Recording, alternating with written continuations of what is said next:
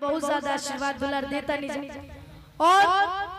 उ गाना के भाव कैसन बा तनी ध्यान से सुनम जा। पार्वती जी अपना माई से जाके कहतारी कैसे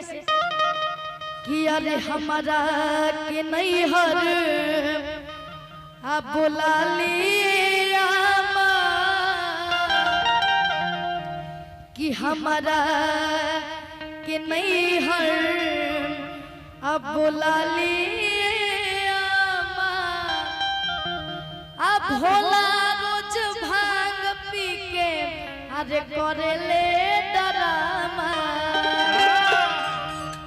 अब के बा कैसे कि हमारा के नहीं हर बोला लिया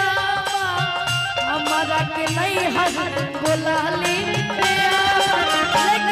ऐसे ना भोजपुरी गाओ तनी जाता तनी अपना भोजपुरी अंदाज में के बा कैसे कैसे कैसे भाव में जय हो आवा बाबा ए अम्मा जी हमारा के नहीं हर बोला लिया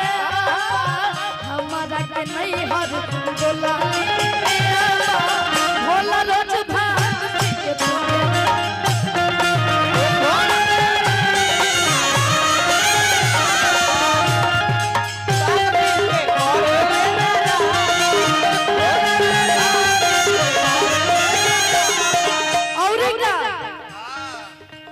रहे के घर नहीं खे बतिए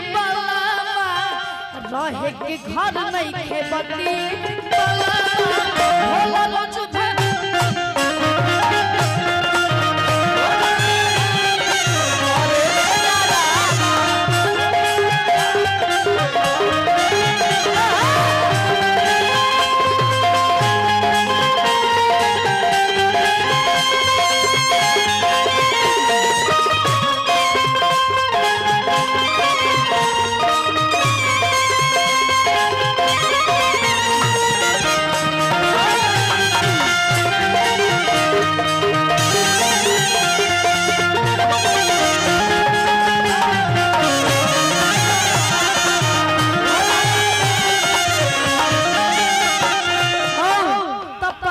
कैसे कहतारी कैसे हो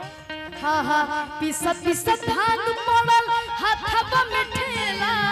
सगरी का बरियन के बना लिहल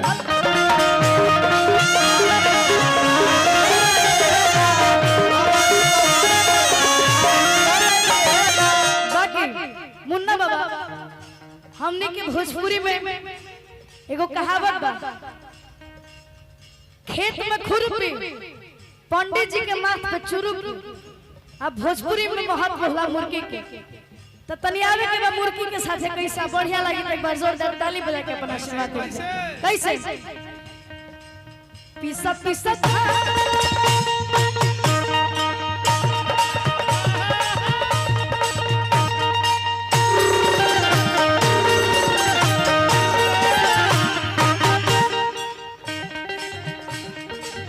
पिसत पिसत भांग पड़ल हाथवा में ठेला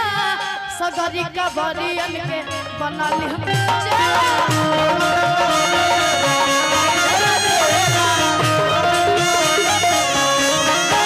हमरा भैया के तरफ से हजारों हजार के इनाम बा और सम्मानित कलाकार विनय मिश्रा अंकल भी जाइल बड़े आपके हाथ जोड़ के प्रणाम बा। और फिर अपन भाव कैसे कहतारी पार्वती जी अरे भादो भभिजी रही गरमी भगावा भादो भभिजी रही गरमी भगावा भोला रोज भांग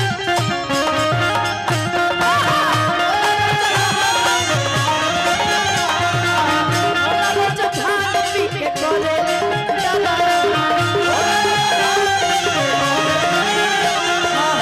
हमारा के नहीं हर बोला ली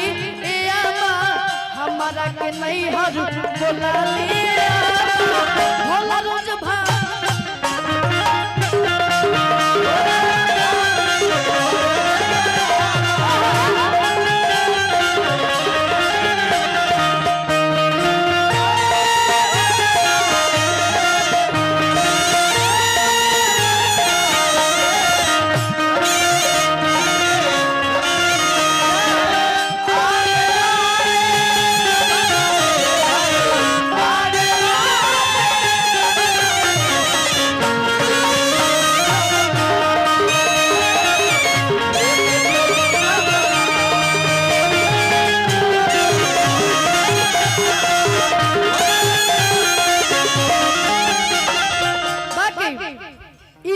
हमार गाना रहे। बाकी एगो ऐसन भजन जौन हमार बाबा कमलवास कुंवर बाबा